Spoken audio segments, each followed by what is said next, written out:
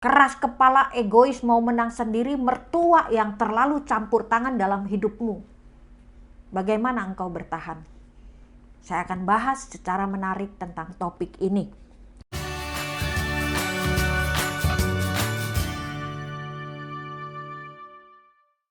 Salam sejahtera kepada pemirsa dimanapun Anda berada. Kembali kita jumpa dengan Paulus Rahel Ministry. Sebelum lebih lanjut, kita akan berdoa terlebih dahulu. Bapa yang baik, terima kasih pada hari ini kami mau belajar tentang kebenaran firman Tuhan. Bagaimana kami boleh tahan menghadapi orang yang keras kepala dan pemberontak. Tuhan, Engkau berikan hikmat kepada kami sehingga ada jalan keluar yang baik. Terima kasih Bapa, dalam nama Yesus kami berdoa, haleluya, amin. Shalom Bapak Ibu Saudara. Topik firman Tuhan kali ini adalah bagaimana kita menghadapi orang yang sangat keras kepala. Nah saudara, mungkin Anda saat ini mengalami tekanan yang sangat luar biasa karena menghadapi orang yang keras kepala, kepala batu, egois, mau menang sendiri, yang tidak menghargai orang lain. Engkau mengalami satu depresi karena mungkin suamimu atau anakmu tingkahnya benar-benar menyebalkan, menyakitkan, dan teramat sangat kasar. Sehingga rasanya engkau mau kabur dari kenyataan yang ada. Mungkin engkau juga sangat kesal menghadapi keras kepala, egois, mau menang sendiri, mertua yang terlalu campur tangan dalam hidupmu. Bagaimana engkau bertahan? Saya akan bahas secara menarik tentang topik ini.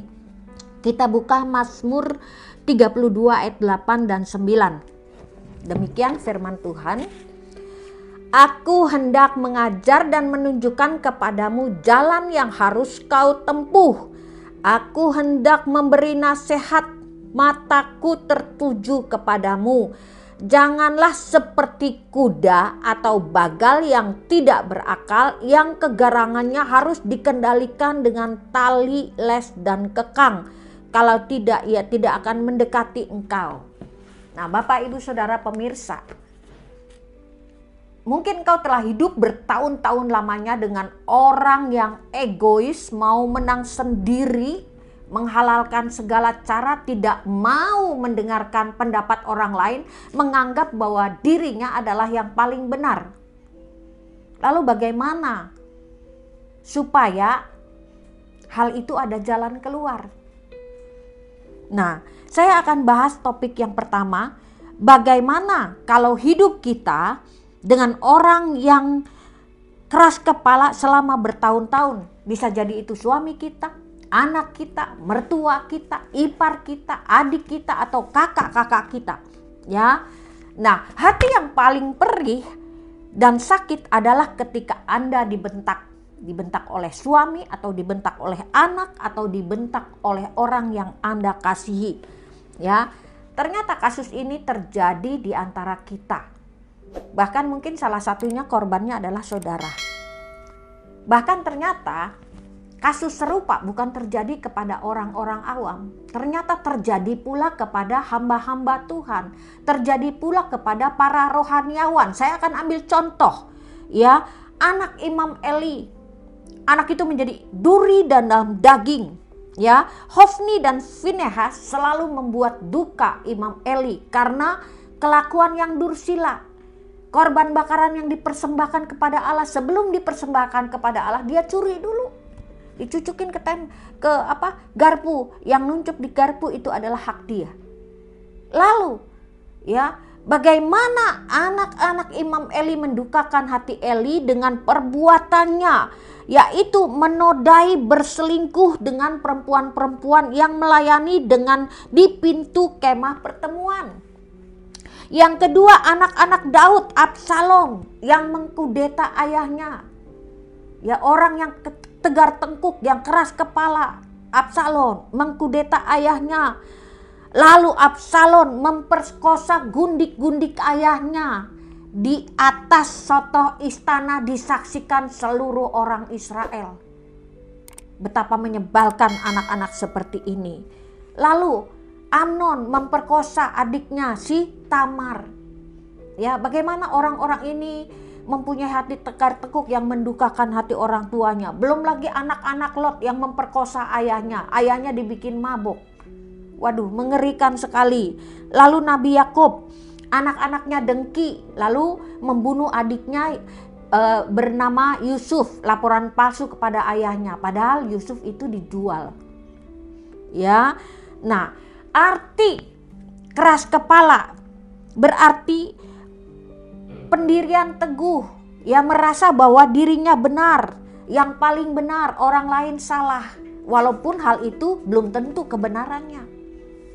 Nah, lalu apalagi pendapat orang lain tentang kebenaran subjektif, dia merasa bahwa itu benar padahal salah. Nah, sekarang saya akan bahas menjadi penyebab dari keras kepala. Yang pertama, ya, dia punya pola pikir sendiri bahwa apa yang dia lakukan itu benar, padahal itu salah. Dia nggak menganggap orang lain benar, dia hanya menganggap dirinya benar, padahal itu salah. Yang kedua, karena pengaruh dalam lingkungan. Karena lingkungannya keras, lingkungannya kepala batu, akhirnya dia seperti itu. Ya, yang ketiga, karena fakta yang menerima dari berbagai sumber. Jadi dia menerima dari berbagai sumber yang salah, jadi pola pikir salah, akhirnya dia merasa yang salah itu adalah benar. Nah, itu kenapa orang keras kepala. Yang kedua, bagaimana cara menghadapi orang yang keras kepala itu? Yang pertama, ya, ketika kita berjumpa dengan orang yang keras kepala, tegar, tengkuk, mau menang sendiri, egois, yang pertama, berikan pujian. Nah, orang yang keras kepala kalau ditegur, dia bukannya terima kasih, tapi marah, ngomel, benci. Jadi orang keras kepala tuh nggak bisa ditegur, ya, nggak bisa ditegur. Orang yang negurnya akan dibenci, dia berontak. Saya pernah menegur seorang sahabat dengan kasih, tapi responnya, marahnya luar biasa. Dia ada rapat, dia mana, dia selalu merasa bahwa dia difitnah dan sebagainya. Orang kalau egois ditegur tuh nggak bisa, tapi berikan kata pujian. Ya, yang kedua, bagaimana cara menghadapi orang yang tegar tengkuk? Ya, hargai pendapatnya. Ya, karena dengan menghargai pendapatnya itu akan menaklukkan dia. Semakin mendengar pendapatnya, dia akan semakin senang. Dengerin aja pendapatnya apa. Dengerin apa pendapatnya sampai dia puas mengucapkan kata-katanya. Lalu ketika suasana sudah mulai memanas, jadikan puncak ketegang itu dengan humor yang ringan namun tidak menyakitkan. Ya, sehingga yang suasananya tadi panas mulai menjadi netral. Ya, cairkan suasana dengan memberikan humor tanpa menyakiti sehingga akan saling terbuka.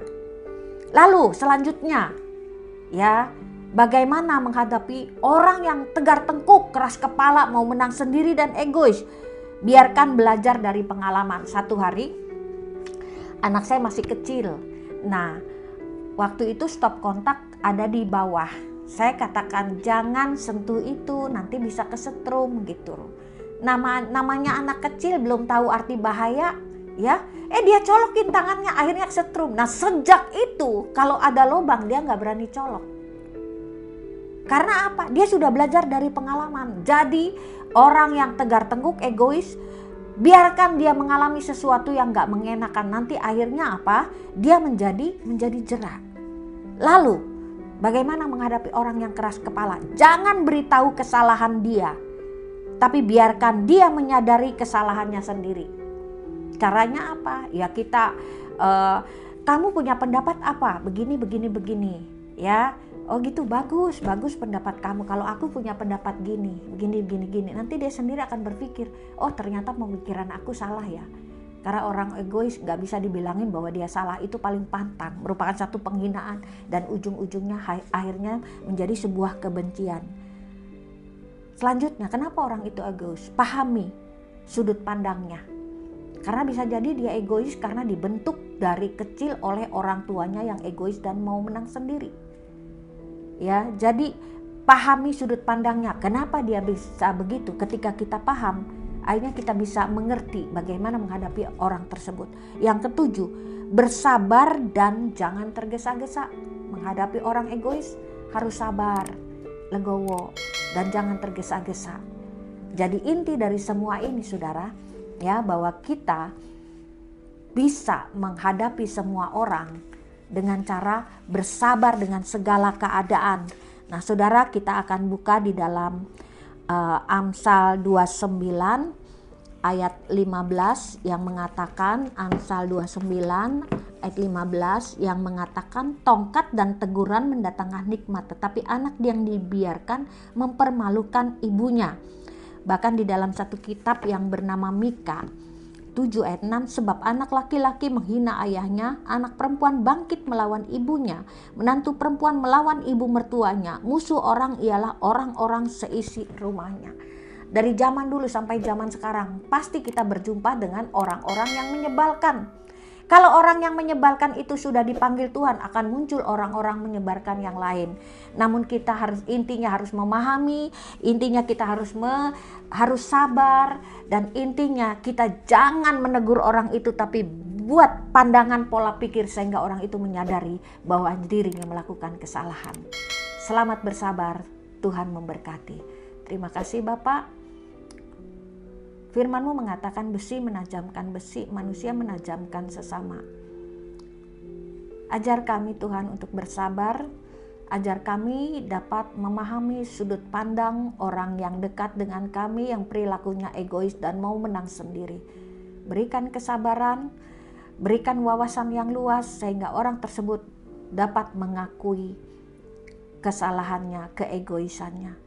Kami menyerahkan seluruh pemirsa yang saat ini sedang dibentuk oleh orang terdekatnya yang paling egois dan mau menang sendiri. Ajar kami untuk tetap bersabar, dan kami percaya Tuhan sanggup merubah orang-orang yang tegar tengkuk menjadi orang yang rendah hati dan takut akan Tuhan.